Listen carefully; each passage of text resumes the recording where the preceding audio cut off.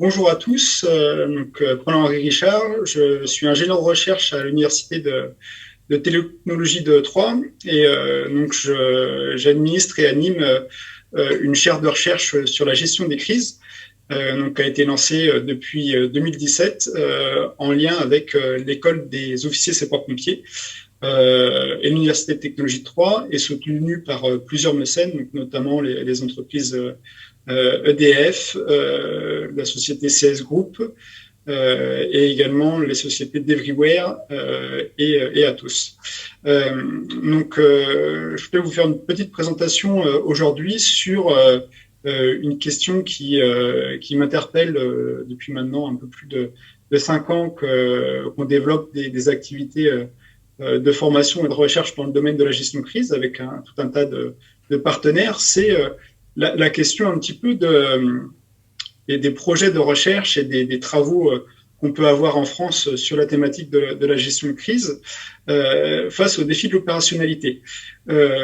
Pourquoi ce questionnement? Parce qu'on a de la chance d'avoir un paysage français qui est très dynamique dans le domaine de la recherche en gestion de crise, avec beaucoup de travaux de thèses, beaucoup de projets de recherche financés par l'Agence nationale de recherche, financés par des fonds européens, beaucoup de recherche partenariale aussi avec le secteur privé, d'avoir aussi beaucoup d'universités d'excellence, que ce soit le réseau de l'école des mines, l'université de Troyes, les universités parisiennes comme Paris-Dauphine, Gustave Eiffel, l'université Grenoble, de nombreuses universités françaises qui développent des axes de recherche, qui ont des labos de recherche et des équipes sur ces thématiques.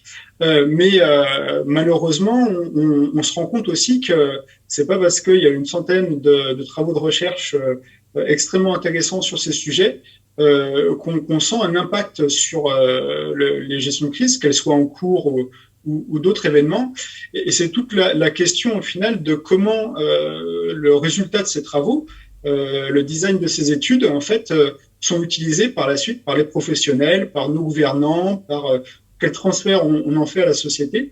Et c'est vraiment une question qui m'interpelle parce que les informations, dans un monde de l'info-obésité, il y a quand même un accès qui est assez facile, avec des moteurs de recherche, les projets de thèse, les thèses réalisées, les résultats de projets de recherche sont accessibles.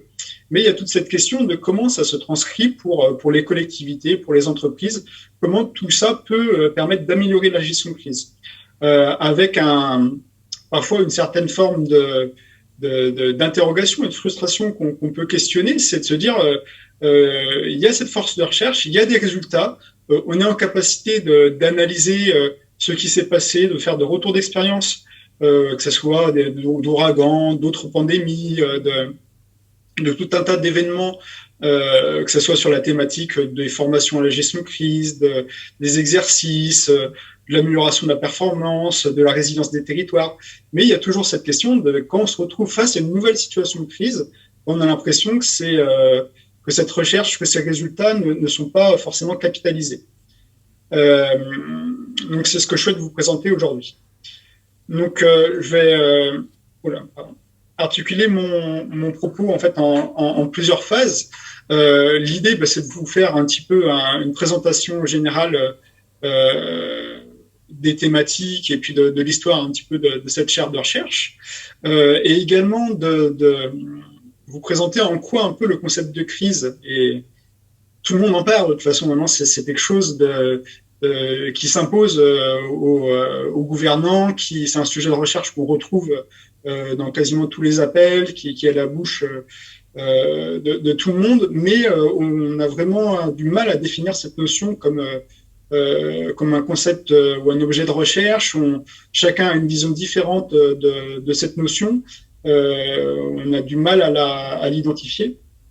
Donc ça complexifie dès le départ l'opérationnalité des recherches dans le domaine. Dans une troisième partie, l'idée va être justement de faire un peu un partenariat, mais vraiment très qui n'est pas exhaustif, ce qui est vraiment rapide, de l'état un peu de la recherche dans le domaine en France. On verra au final que c'est quelque chose qui est exponentiel. Même si on prend dans les travaux internationaux, pardon, le développement de ces thématiques, on va dire, c'est un peu la sortie de la Deuxième Guerre mondiale et avec toutes les problématiques liées à la guerre froide, notamment sur les travaux dans les pays anglo-saxons et notamment aux États-Unis. Mais ces thématiques se sont extrêmement développées vraiment les 10-15 dernières années en langue française. Puis également un petit point sur justement pourquoi c'est si compliqué de faire des travaux opérationnels et de passer des résultats de recherche qu'on peut avoir dans le monde universitaire dans une dimension pratique. Et enfin, quelles sont les pistes pour réussir à résoudre ces défis. Donc au niveau de la chaire gestion de crise, l'idée, les chaires partenariales, il y en a tout un tas en France, ça vient à la fois de l'université et grâce à des acteurs publics et privés. À la base, c'est une logique de chaire qu'on peut avoir, par exemple, au Collège de France, c'est un peu la tribune où siégeait un professeur de l'école publique ou des professeurs d'université, mais nous, ce qui va nous intéresser, c'est que ça s'inscrit dans une logique de programme pluriannuel de recherche, de formation et de valorisation, qui est financé notamment par du mécénat sur une thématique précise. Donc la chaire, comme je disais, elle a été lancée en 2017. Elle s'inscrit dans un partenariat de longue date entre l'Université de technologie de Troyes et l'École nationale supérieure des officiers de sapeurs-pompiers, qui a aussi d'autres partenariats avec d'autres universités françaises, donc notamment Aix-Marseille Université et l'Université de Haute-Alsace, avec en philosophie de pouvoir permettre aux officiers sapeurs-pompiers, ils sont plus de 30 000 en France, d'avoir une ouverture sur le monde universitaire et sur des thématiques de formation qui leur ouvrent les chakras sur d'autres domaines où ils sont particulièrement experts, qui est la sécurité civile. Par exemple, avec l'Université de technologie de Troyes, ça va être des thématiques autour de la sécurité globale, donc les autres sujets que la sécurité civile, mais sur Aix-Marseille Université, ça va être plutôt les thématiques de management public, de sciences de gestion, et avec l'Université de Haute-Alsace, des thématiques autour de tout ce qui est les enjeux scientifiques et techniques d'expertise liées aux sciences des risques. La genèse un petit peu de la chaire, c'était de se dire que les sapeurs-pompiers ont un maillage extrêmement important dans les territoires et au final, la gestion des situations extrêmes, elle, c'est vous, c'est des citoyens, c'est les élus de proximité, c'est les premiers témoins, les premiers intervenants qui sont les acteurs immédiats. C'est-à-dire qu'il y a un enjeu sur ces notions et ça n'a pas arrêté d'être mis en avant pendant cette pandémie de proximité. Il y a eu le reproche de décision, reproche qu'on avait déjà avant, mais qui a été encore plus augmenté par le caractère centralisateur d'une gestion de crise. C'est de se dire que, au final, les premiers intervenants, il y a un enjeu de proximité temporelle. Quand une personne est en arrêt cardiaque, le premier intervenant, c'est la personne qui est juste à côté, qui va pouvoir mettre en place les premiers gestes de secours. Il y a aussi un enjeu de proximité spatiale qui est en lien avec la proximité temporelle. C'est-à-dire que les brigades de gendarmerie, les centres de première intervention de pompiers dans les territoires, la logique, par exemple, de bons samaritains qu'on peut trouver à travers des applications pour déclencher le sauvetage d'un citoyen auprès d'une personne qui fait un malaise cardiaque. Tout ça, c'est grâce au fait que la personne soit proche, ça va permettre de gagner du temps et de résoudre déjà une première partie de la crise. Après, bien sûr qu'il y a des enjeux de coordination, plus ça monte en complexité. Et puis, il y avait aussi cette troisième pilier extrêmement important dans la logique de proximité. C'est-à-dire que dans un réseau de confiance, je vais vous donner l'exemple de l'Aube, qui est un exemple je connais bien. Troyes, qui est quand même une agglomération qui peut aller jusqu'à, globalement, ça fait 150 000 habitants si on prend Troyes-Champagne Métropole. L'avantage de ce département qui est essentiellement rural, c'est que l'ensemble des acteurs de la sécurité se connaissent, et de la santé également. Ce qui fait qu'en situation de crise, c'est simple que ça, il n'y a quasiment qu'à décrocher le téléphone, s'envoyer des SMS, se coordonner, parce que tous les acteurs se connaissent, se font confiance, et ça, c'est un rôle majeur en situation de crise. Donc l'idée, c'est qu'une chaire, c'est aussi de la production, c'est de pouvoir faire des projets de recherche, donc des thèses, des publications scientifiques, développer des projets de recherche d'envergure nationale, et aussi créer de nouveaux types de formations.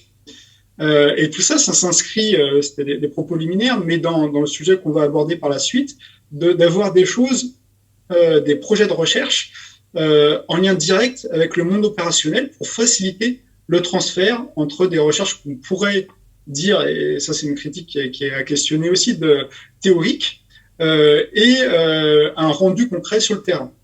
C'est tout l'enjeu en fait de ce qu'on peut appeler la recherche-action, la recherche-intervention ou la recherche à finalité opérationnelle.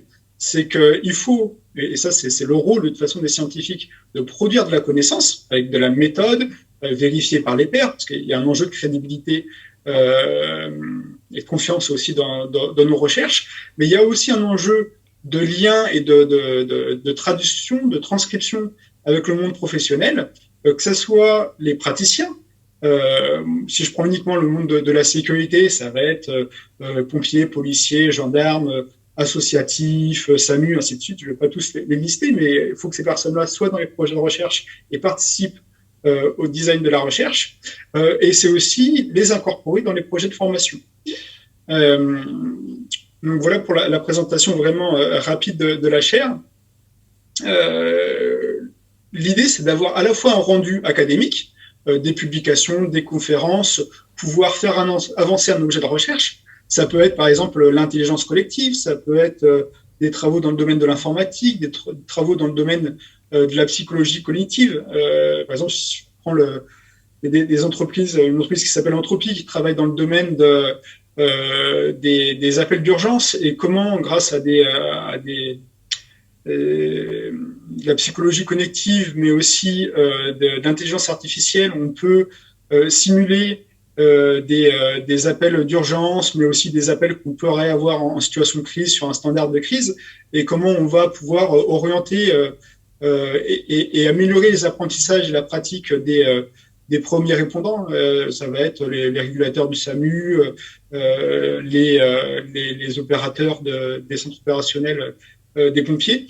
Et donc là, on a aussi cette capacité d'avoir les travaux académiques, mais d'avoir aussi des rendus opérationnels. Un rendu opérationnel, ça va être par exemple une nouvelle formation, ça va être un colloque avec des praticiens, ça va être des immersions en entreprise, ça va être des émissions grand public. L'idée, c'est de pouvoir transférer le résultat de la recherche auprès de la société civile et des acteurs privés. La crise. Je pense que ça vous parle à tous que la crise et sa gestion sont vraiment des concepts difficilement saisissables. Il y a des milliers et des milliers de pages d'ouvrages plus ou moins scientifiques qui traitent de ce concept, mais on se rend compte qu'on a toujours du mal à mettre des mots et avoir une représentation partagée, c'est surtout ça, pour pouvoir travailler sur ce concept. C'est un concept insaisissable parce qu'on est dans quelque chose où on va toucher un peu le domaine du tabou et des failles des organisations. Si on se place dans la science de gestion, on est vraiment dans des situations de dépassement, de difficulté à gérer. Je n'irai pas jusqu'à dire une incapacité à gérer, mais il y a quasiment cette logique-là qu'on peut avoir derrière. Et on se rend compte que actuellement, et toutes les organisations qui ont à traiter ces problématiques se mettent dans une logique de normalisation de la gestion de crise. C'est mettre en place des fonctions, des procédures, des exercices, de la réglementation pour pouvoir justement borner et se donner une impression de gestion pour tout simplement se rassurer, parce qu'il y a un besoin de rassurer les décideurs, de rassurer les managers, et au-delà de tout ça, pour le citoyen, pour les différents rôles qu'on peut prendre au cours de la journée, parents, employés, employeurs, utilisateurs d'un moyen de transport, toutes ces problématiques évoluent au fil de la journée. Et c'est vrai que c'est compliqué d'avoir un positionnement et une compréhension claire du concept. Surtout que quand il y a une nouvelle situation inédite qui arrive, ça fait voler les cadres de compréhension de la gestion de crise totalement en éclats. Je vais prendre Fukushima dans un premier temps comme exemple et puis après la pandémie, mais c'est vraiment il y a des scénarios qui sont définis, il y a un imaginable qu'on peut avoir. L'imaginable est aussi en lien dans la prévention des risques et la gestion des crises avec des moyens qu'on peut mettre en face. Alors qu'il faut bien avoir des réserves, il faut bien avoir une hauteur de digue, parce que si on rajoute 3 mètres, ça va coûter sur une digue, on va dire à Fukushima, je crois que c'était 14 mètres. Malheureusement, la vague a fait 16 mètres de haut. Mais de rajouter tant de mètres de digue, ça coûte tout de suite beaucoup plus cher. Et c'est un choix de société, des choix économiques qui sont faits. On pourrait avoir le même questionnement autour des masques et des équipements de protection individuelle. C'est sûr que tant qu'il ne se passe rien, c'est des provisions qu'on fait. Avec toujours, et si on reprend un petit peu les débats qu'il y avait eu à l'époque autour de la vaccination pour la grippe H1N1, de dire il y a de la surréaction des autorités publiques, on fait trop de stocks, mais malheureusement, tant qu'il ne se passe rien, c'est un pari qui est potentiellement gagné. Et si on prend l'exemple de la pandémie, donc il y a une étude qui a été menée à l'UTT sur comment les organisations de gestion de crise ont fait face à la pandémie et puis ont mis en place un peu le télétravail et le travail à distance dans leur structure de gestion de crise. Tous les retours qu'on a pu avoir jusqu'ici, c'est à la fois du secteur public et du secteur privé sur une trentaine d'acteurs, c'est le caractère extrêmement inédit, extrêmement long. Enfin, vous en avez tous, comme moi, marre de cette période, d'avoir une gestion de crise, et on est encore en plein dedans, de quasiment plus d'un an. C'est extrêmement lourd à porter et c'était pas forcément pensé comme ça. La gestion de crise était pensée comme un événement ponctuel, un accident majeur, le feu qu'il y a pu avoir récemment sur les installations d'OVH, ça va être un attentat, c'est vraiment quelque chose de ponctuel et à gérer sur le moment, donc avec une cellule de crise qui se monte et hiver et qui se referme, une sorte d'organisation temporaire. Là, on est passé sur des organisations longues, des organisations qui sont à la fois des organisations de gestion de crise, mais en même temps avec le fonctionnement quasiment habituel. Il y a la vie économique à gérer en même temps, la continuité pédagogique, tout en gérant la problématique et surtout sans s'aveugler face à d'autres défis qui nous attendent, qui sont le défi lié au réchauffement climatique, tout ce que vous connaissez déjà. Après avoir dit tout ça, ça avait été vraiment une surprise. Et cette difficulté, la crise ne souffre pas de routine. Quand bien même on cherche à la mettre dans des tubes, de toute façon, et c'est un peu les concepts mis en avant par le professeur Lagadec, c'est-à-dire les crises arcades où je vais pas aller jusqu'à la tautologie d'imaginer l'imaginable, mais malheureusement, on sera toujours surpris, et ça aussi qui est questionné par la prochaine crise majeure. Une grande question aussi qui peut interpeller, c'est de se dire est-ce que c'était mieux avant dans ces thématiques-là? Est-ce qu'on gérait mieux les choses avant? Est-ce qu'il y avait plus de crises, moins de crises avant? Et c'est un petit peu aussi le regard qu'on peut avoir sur les catastrophes naturelles. Avant, potentiellement, les dommages en nombre de décès étaient quasiment plus importants. Mais on se rend compte aussi en ce moment que c'est bien la différence entre les deux graphiques, c'est que l'augmentation des pertes économiques, elle va aller que de façon croissante, parce qu'il y a une augmentation des biens assurés, parce qu'il y a une augmentation de l'impact également, Et en soi, ça montre quand même que il y a une vulnérabilité économique, mais il y a une évolution quand même de la protection humaine. Il y a globalement de moins en moins de morts dans le monde face aux catastrophes naturelles ou même face aux situations de crise en général. Et puis, il y a aussi toute la question qui fait que ce soit une notion qui est très floue, qui est subjective, de la représentation du risque et de toute la communication de crise et de toutes les, pas aller jusqu'aux fake news, mais un peu de la post-vérité et de la perception individuelle et qui n'est pas positionnée comme une mauvaise chose parce que on l'a eu l'exemple avec les problématiques de santé publique. Tout le monde était extrêmement précautionneux ou il y avait une sensibilité face aux risques liés à la pandémie vraiment au début avec, je ne sais pas si vous vous rappelez, mais on était quasiment à désinfecter les courses, à désinfecter toutes les poignées de porte, à surtout pas croiser quelqu'un, alors que on se rend compte que sur une évolution du risque à long terme, il y a un relâchement forcément de l'appréhension du risque et ça va vraiment dépendre de l'histoire individuelle, de l'état de santé de la personne, de ses connaissances et parfois même les cordonniers sont les plus mal chaussés. Donc il y a une question importante sur la perception du risque. Je ne vais pas aborder parce que c'est pas le sujet aujourd'hui, mais la vaccination en est un bon exemple. De quel chacun va avoir son opinion, les gouvernements vont avoir leur opinion, et c'est compliqué justement de pouvoir donner un axe clair sur ces thématiques quand chacun a sa vérité et sa représentation des choses. Je mets en avant un petit peu un oxymore parce que gérer la crise, comment gérer le dépassement, c'est vraiment ce questionnement-là. On cherche à mettre les choses dans de la réglementation et surtout on a cette réglementation, c'est ce que je disais, les choses sont accessibles. Juste avant la pandémie, des super documents du monde de la santé étaient présents et ils étaient clairs, ils étaient bien faits. Ça n'a pas empêché que, y a un moment, il faut inventer, il faut innover et surtout, on se rend compte que les plans blancs, les guides, si c'est un domaine qui vous intéresse, je vous invite à regarder les circulaires.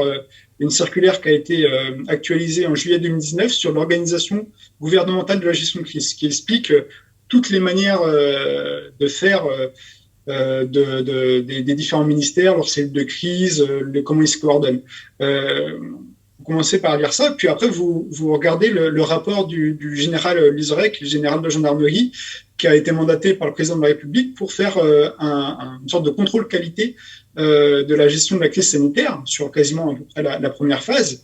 Et là, ça va vous affoler à raison. Mais c'est pas parce que les choses sont écrites, c'est pas parce qu'on a des textes de loi, c'est pas parce qu'on a des circulaires que les choses seront suivies à l'alerte.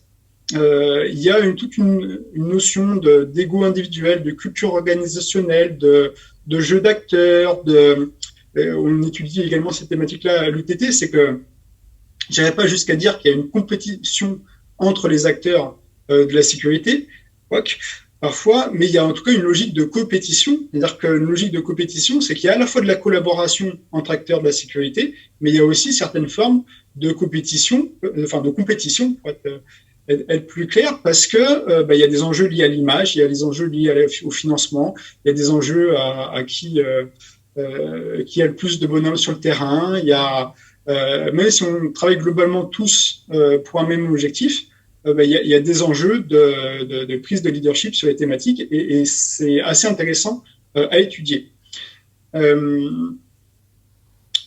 Donc sur l'état de la recherche en gestion de crise en France,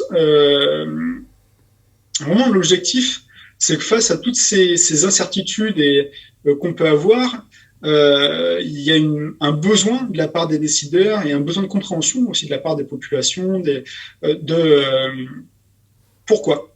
Pourquoi, ça c'est déjà le premier temps, c'est le sens des choses, mais également le comment. Comment faire pour améliorer, comment faire pour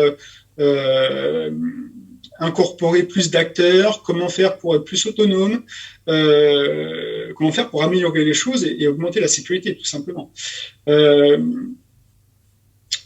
Il y a un point qui est assez intéressant, c'est que les travaux, vraiment, si on prend des mots-clés spécifiquement sur le domaine, c'est qu'il y en a plein. Il y a des travaux sur l'intelligence collective en gestion de crise, sur l'alerte à la population, sur comment développer des serious games, comment développer les compétences. Et il y en a encore, là les chiffres sont quasiment pas à jour parce qu'il y a quasiment plus d'une dizaine de tests qui ont commencé avec des thématiques en lien avec la pandémie. Et puis il y a aussi tout un tas de guichets de financement, soit des fonds régionaux, des fonds liés à l'Agence nationale de la recherche, des fonds financés par l'Union européenne, qui viennent en fait adresser cette thématique de la gestion de crise et de la sécurité des citoyens, des entreprises, sur des thématiques qui vont de la résilience des territoires, de la protection contre les catastrophes naturelles, de l'utilisation des réseaux sociaux pour informer les citoyens ou pour capter de l'information. Et c'est notamment, je mets en avant le projet Suricat qui avait été financé par la Fondation Maïf sur utiliser Twitter pour détecter au plus tôt et cartographier les effets d'un séisme, avec comment les gens en fait ressentent les vibrations, les dégâts potentiellement sur le bâti, et puis via Twitter en fait font remonter ces informations, c'est synthétisé et c'est diffusé au BRGM, aux médias, enfin aux autorités publiques. Et tout ça, c'est super parce que il y a un vrai dynamisme en France, il y a une vraie expertise de nos chercheurs et du secteur public et du secteur privé. Par contre, il y a des difficultés qu'on retrouve, et c'est pas uniquement en France, hein, il y a des pays qui sont parfois peut-être un peu plus pragmatiques, mais on le retrouve au final dans quasiment tous les pays du monde, c'est cette difficulté d'échange et de compréhension, surtout, parfois de la méconnaissance entre différents mondes. Quand je dis entre différents mondes, c'est sûr qu'il n'y a pas les mêmes logiques et les mêmes finalités entre un élu dans une collectivité, entre un élu d'envergure nationale, d'envergure régionale, d'envergure locale, le maire d'une commune de 200 habitants, puis le maire d'une commune de 60 000 habitants. Pareil pour le monde des sapeurs-pompiers, le monde des praticiens en général, policiers, gendarmes, médecins du SAMU, ainsi de suite. Et puis les chercheurs et le monde industriel. C'est-à-dire que c'est des mondes qui, s'ils font pas cet effort d'avoir un pied dans d'autres mondes, bah, ils se comprennent difficilement parce que le chercheur est vu comme la personne à lunettes et je trouve tout, ou Einstein dans son labo qui reste devant son ordi ou qui fait ses expérimentations et qui connaît rien à la vie pratique et qui est uniquement dans sa logique de recherche fondamentale. Et ça, c'est pas uniquement pour les sciences qu'on pourrait dire dures, mathématiques, physique, ainsi de suite. Ça peut être la même chose dans le domaine de la science humaine sociale. C'est-à-dire qu'il y a des concepts, pour l'exemple de la philosophie ou de la sociologie, c'est-à-dire que s'il n'y a pas cette logique de traduction des concepts et de mise en lien avec le terrain, c'est peine perdue. Pareil dans le monde, je vais prendre deux exemples que je connais bien, le monde des pompiers et le monde militaire.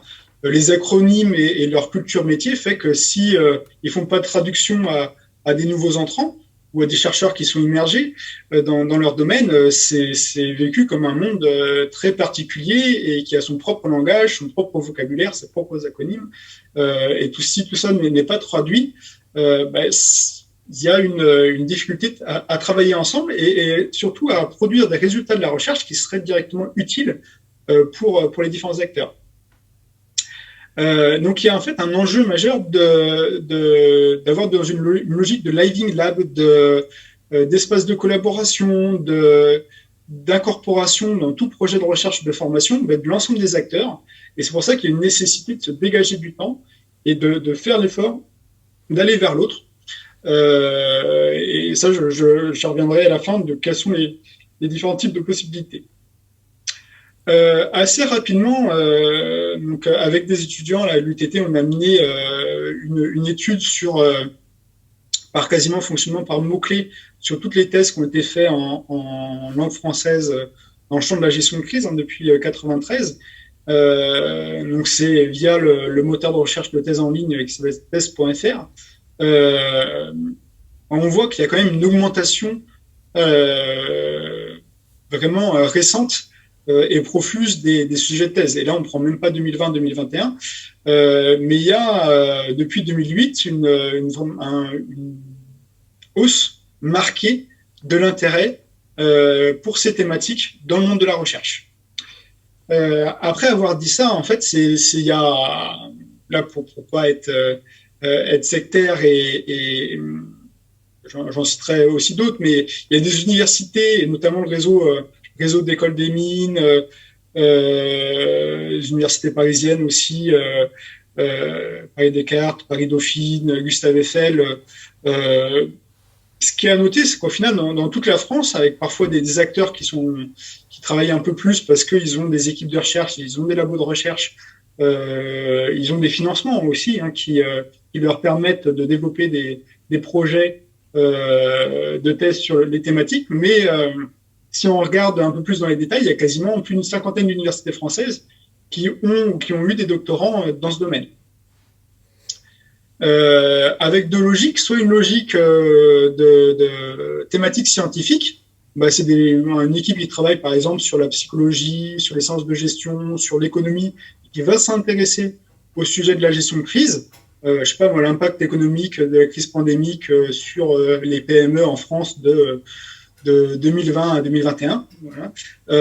Ou l'impact des mesures de compensation du gouvernement sur le fonctionnement de ces entreprises, mais ça peut être aussi quelle mobilisation des réseaux de neurones pour l'apprentissage profond dans le cadre d'exercices de la gestion de crise, où voilà, ça peut partir d'une expertise scientifique et d'aller vers le sujet de la gestion de crise, mais ça peut partir aussi de besoins d'une entreprise privée ou du questionnement d'un professionnel qui se dit, moi j'ai travaillé pendant 30 ans dans le domaine de la formation, de la décision en situation de crise, dans le management dans ce domaine, et il y a des questions qui m'intéressent, que j'aimerais ouvrir, et qui vient voir les universités pour dire, et après nous on va l'orienter dans un domaine scientifique pour creuser la thématique. Là c'est assez intéressant sur les domaines un peu des thèses. Les sciences de gestion et la géographie, en fait, sont des domaines scientifiques qui contribuent beaucoup au domaine de la gestion des risques et des crises. Pourquoi la géographie et les sciences de gestion? Parce que tout d'abord, risques et crises sont inscrits dans les territoires, dans les bassins de vie. Donc il y a un enjeu de mobiliser les concepts des géographes pour analyser ces thématiques, et les sciences de gestion, parce que tout simplement les sciences de gestion, ça va être notamment le management, gouvernance, et ça va questionner un petit peu comment les organisations prennent en compte ces thématiques, apprennent de ces thématiques, et incorporent en fait les résultats de la recherche dans leur fonctionnement. Et puis il y a un enjeu, et c'est ça qui nous intéresse également sur nos propos, c'est de dire quel résultat au final. Est-ce que c'est purement théorique, c'est-à-dire que ça va être de l'étude de cas, on va aller chercher de l'information sur Internet, dans les journaux, en faisant quelques entretiens, ou est-ce que c'est des thèses qui vont être directement immergées dans une entreprise, dans une administration publique, dans un département, une collectivité, un SDIS, un service de police, avec cet échange entre le monde professionnel, le terrain, les praticiens et l'expertise universitaire, proposer à la fin de la thèse un outil, un nouvel outil d'alerte, une application, optimiser un système existant, proposer des nouvelles modalités de formation, d'observation de l'exercice. Et ça, il y a quand même une volonté, en tout cas c'est poussé pour que tous ces projets de thèse rendent quelque chose à la fin de leur travail. Après, et c'est ça qu'on va voir dans les parties qui suivent, c'est que il y a tout l'enjeu du défi de l'opérationnalité, c'est-à-dire qu'après avoir fait ce travail potentiellement one-shot, c'est-à-dire que si le doctorant n'est pas embauché derrière, si on l'a accueilli pendant 3 ans, puis après on dit bon, c'était bien, on a brillé, il a fait 2-3 publications, mais maintenant on va continuer comme avant. Ça, quand bien même il a proposé potentiellement quelque chose d'intéressant, si c'est pas intégré dans les pratiques et dans les manières de faire, bien sûr avec aucun caractère obligatoire, mais en tout cas, il faut que ça puisse être l'essai et les résultats puissent être transformés dans l'organisation. Et puis le dernier point aussi important, et ça questionne aussi un peu le paysage de l'université publique française, c'est de dire l'avenir qui n'est pas forcément et loin de loin dans le monde universitaire. Donc, cette compétence développée dans le doctorat, il va avoir un intérêt pour les administrations publiques et le secteur privé. Il y a des postes qui s'ouvrent, il y a des initiatives il y a une telle visibilité du sujet, il y a une telle sensibilité du sujet et ça s'est tellement imposé à toutes les organisations. Le confinement et les enjeux de continuité d'activité, en final, la petite, de la TPE jusqu'à la PME, en passant par la collectivité de 400 habitants, tout le monde a eu à prendre en compte ce genre de problématique de gestion de situation de crise, de monter une sorte de cellule de crise, centre opérationnel, d'innover, d'être autonome sur une thématique. On attend l'aval permanent des décideurs, de la préfecture, d'une autorité pour quand il y a une situation exceptionnelle. C'est ce qui caractérise la situation exceptionnelle. Donc, il y a un enjeu vraiment de recrutement et d'exploitation un petit peu et de diffusion des compétences du docteur dans la société civile. Donc pour faire le point un peu sur les défis qui caractérisent cette opérationnalité, je reviens un petit peu au questionnement que j'abordais au début, c'est de dire pourquoi on a l'impression que, parler vulgairement, c'est toujours le bordel, la gestion de crise. On a beau avoir des dizaines de travaux, des scientifiques de très bon niveau en France et reconnus à l'international sur ce sujet, de nombreuses universités, de l'argent public et de l'argent privé qui viennent financer ces travaux, mais pourquoi au final on se dit il y a tout un tas de choses où ils n'étaient pas préparés, les rapports, les retours d'expérience mettent en avant cette potentielle impréparation des acteurs publics, des acteurs privés, cette fantaisie. D'ailleurs, il y a des écrits qui mettent ça en avant, cette fantaisie de la planification. C'est-à-dire que c'est pas parce qu'on met sur un plan que ça va se passer comme ça que les choses vont réellement se passer comme ça. Surtout que les plans et la planification est très rarement fait en interservice. C'est-à-dire que la préfecture connaît son plan, l'établissement de santé connaît son plan, les pompiers connaissent leur plan, mais est-ce que les plans ont été mis en commun, ont été faits en commun? Est-ce qu'ils ont été testés sur des scénarios inhabituels? Est-ce que l'ensemble des acteurs ont été mis dans la boucle? C'est l'exemple qu'on a actuellement sur le champ de la santé. La médecine libérale, les pharmaciens, SOS médecins, le secteur médico-social, tout ça, c'est des acteurs qui avaient été en grande partie oubliés sur les premières phases de la pandémie, alors que c'est des acteurs extrêmement intéressants sur la gestion de crise. Il y a aussi la question des moyens. Quand on répète en permanence cette bêtise de la culture du risque et de la culture de la gestion de crise auprès des cultures supposées immanentes de la part de nos élus, notamment ruraux, et de nous en tant que citoyens, il faudrait qu'on soit en capacité de connaître parfaitement les gestes qui sauvent, d'avoir préparé à l'avance des plans B et des sacs, des big out bags pour en cas de crise. Mais tout ça, c'est une sorte de logique prescrite qui oublie en fait le fait qu'on a tout un tas d'autres choses à penser et que il faut pouvoir donner des moyens aussi aux gens. C'est pas parce qu'on leur met de la réglementation qui les oblige, c'est pas parce qu'on leur met de l'information à disposition et même parfois même de l'appui que les gens vont se saisir du sujet. C'est tout l'exemple des plans communaux de sauvegarde. C'est tout l'exemple du fait qu'il y a plusieurs endroits en France où les universités, les préfectures, les associations ont la capacité d'accompagner les élus dans leur préparation, mais les élus ne saisissent pas toujours ces problématiques parce qu'il y a d'autres enjeux, ils ont d'autres enjeux en tête. Donc il y a toute la question aussi de pourquoi on oublie si facilement les expériences passées. Il y a eu déjà beaucoup de publications, des écrits extrêmement clairs sur ce qu'on a vécu lors de la première vague, mais qui étaient déjà écrits en 2010.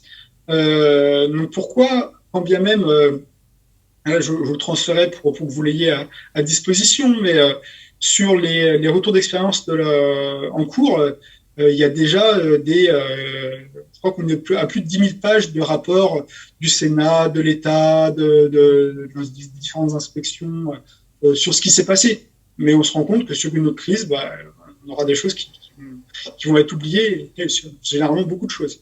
Et puis la dernière, une question qui interpelle et qui a interpellé beaucoup de gens aussi dans le monde de la recherche, c'est pourquoi pourquoi des cabinets de conseil plutôt que de mobiliser l'expertise que l'État peut avoir déjà dans ses propres services, dans son administration, mais aussi auprès de ses universités. Donc ça questionne aussi quelle légitimité, quel contrôle du résultat, quelles demandes peuvent être faites en fait à ces acteurs universitaires. Donc j'ai bientôt terminé ma présentation pour revenir vraiment au défi. Un premier défi majeur, c'est la transférabilité. C'est-à-dire qu'après avoir fait des recherches qui peuvent être globalement c'est 3 à 4 ans pour un doctorat, ça va être des projets en moyenne de 3 ans pour des projets financés au niveau national par l'Agence nationale de la recherche. Ça va être par exemple des financements sur 5 ans ou sur 6 ans pour des projets au niveau européen. Mais l'une des questions qui est majeure, c'est qu'est-ce qu'il en reste à la fin? Qu'est-ce qu'il en reste après ces dizaines de personnes qui ont travaillé, qui ont investi du temps, après ces différentes bases de données, ces sites à disposition, ces publications, cet argent investi, parce que derrière, c'est des ressources humaines, c'est de l'équipement, qu'est-ce qu'il en reste? Et ça, c'est des interrogations que le citoyen contributeur, l'homme politique et les chercheurs peuvent légitimement se poser. C'est-à-dire que j'ai l'exemple sur ma courte carrière actuelle, c'est-à-dire on mène des projets, le financement s'arrête, l'intérêt qui était porté, enfin le leadership du projet qui était en partie porté par l'université, s'arrête faute de financement et voilà, on peut pas porter toutes les thématiques. La thématique s'arrête. Alors que c'est une thématique, là par exemple c'était l'exemple de l'accompagnement des collectivités rurales face aux situations de crise. C'est des enjeux permanents, des situations, je sais pas moi, une tornade, enfin une coulée de vent sur une commune, les inondations qui ont été vécues dans la vallée de la Roya, c'est des choses qui arrivent tous les jours et qui concernent tout type d'organisation. Il y a le défi de l'accessibilité, je vais y arriver, des résultats. Donc, on est bien d'accord, vous à nous, que vous n'allez pas prendre le temps d'aller passer des heures à faire des recherches sur thèse en ligne. Vous n'allez pas lire des milliers de pages de thèse, combien même le sujet peut potentiellement vous intéresser. Et puis, toute la question, c'est comment mettre ça en place dans votre entreprise, dans votre organisation. Donc, il y a ce premier défi-là de comment saisir les résultats pour améliorer les choses. Et puis, le deuxième souci au niveau de l'accessibilité, c'est la logique de terrain d'études. Il y a quelque chose qui est très compliqué dans le monde de la recherche, c'est d'avoir accès aux différentes cellules de crise, centres interministériels de crise, cellules de crise en entreprise, pour aller filmer, aller enregistrer ce qui se passe, globalement aller poser les questions aux gens. Le monde est assez ouvert et les personnes sont disponibles. Par contre, pour analyser par les recherches, par exemple l'action collective, les interactions qu'on peut retrouver au sein d'un centre de commandement, ça c'est extrêmement compliqué parce qu'il y a des enjeux de confidentialité, il y a des enjeux de off, de décisions prises. Les décisions sont pas forcément rationnelles et c'est le propre des décisions. Il y a des objectifs cachés, il y a des objectifs organisationnels, il y a des objectifs personnels qui sont à différents niveaux, politique, stratégique, tactique, opérationnel. Et il y a aussi une dernière question, c'est la question de la légitimité. C'est le binoclard rat de laboratoire qui a jamais été soit pompier, qui a jamais été sur le terrain et qui ne connaît rien au langage des opérationnels. Il va avoir une certaine forme de dédain et de difficulté de traduction. Et donc, il y a un effort pour chaque acteur d'avoir une légitimité à faire de la recherche et à être immergé dans ce domaine. Et donc, le point un peu final, c'est de dire comment, justement, réussir à prendre en compte ces défis. Je suis loin d'avoir des réponses toutes faites. Il y a encore tout un tas de limites et voilà, c'est tous les défis à remplir. C'est un terme un peu barbare, mais que j'aime bien, c'est la logique des marginaux séquents, ou pour faire plus simple, c'est les passeurs de monde. Donc c'est Michel Crozier, qui est un sociologue, qui avait défini un peu cette notion. C'est-à-dire que c'est vraiment un acteur qui est partie prenante de plusieurs systèmes d'action qui sont en relation et qui peut jouer un rôle un peu d'interprète, d'intermédiaire dans plusieurs types de logiques d'action.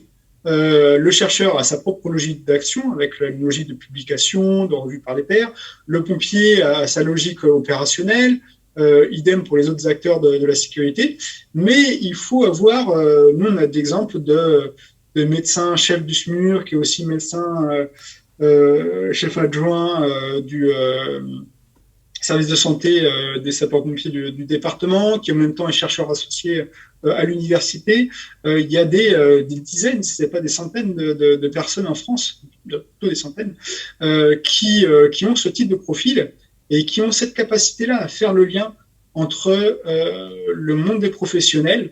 Ça peut être, je sais pas moi, le directeur général des services d'une collectivité qui a fait une thèse en droit et qui en même temps continue à développer des thématiques de recherche en droit dans une université. C'est pas uniquement dans le monde de la sécurité et pas uniquement sur des thématiques de gestion de crise, mais c'est dans tout type de séance. Il y a cet enjeu d'avoir un croisement des mondes et une acculturation. Si vous connaissez rien au sujet, c'est compliqué de faire de la recherche dans le sujet. Quand bien même, c'est un cas d'application. Et puis, il y a une logique de mise en relation, et c'est tout l'objectif de la chaire gestion de crise et des autres outils qu'on peut avoir à l'UTT et que les autres outils ont aussi à leur disposition. Et ils ont d'autres types de chaires, d'autres formats qui permettent, à travers des projets de recherche, des programmes de recherche financés par le mécénat, de pouvoir incorporer les différents acteurs. Mais il y a aussi une logique d'avoir dans les entreprises et dans les administrations publiques, là je me bornerai au sujet de la sécurité, mais et au ministère de l'Intérieur. Si on prend les trois grandes écoles d'application du ministère de l'Intérieur, l'École nationale supérieure des officiers sapeurs-pompiers, l'École nationale supérieure de police et l'École des officiers de la gendarmerie nationale, les trois ont des centres de recherche de praticiens qui sont en lien direct avec l'ensemble de la chaîne des praticiens de la sécurité. C'est des acteurs qui travaillent ensemble et qui permettent en fait de pouvoir avoir des résultats qui sont directement utilisés sur le terrain. Ça peut être des évolutions d'équipement, c'est des évolutions de doctrine, de pratique, de manière de faire. C'est directement incorporé dans l'information et la force de la transformation, elle est immédiate.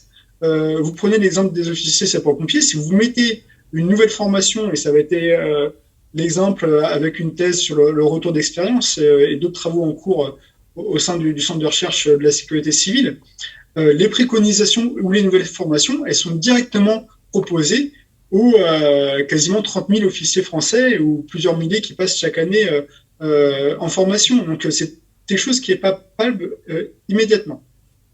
Et puis au-delà de ça, il y a tout un tas de réseaux au niveau européen, des réseaux professionnels et qui mélangent professionnels et scientifiques.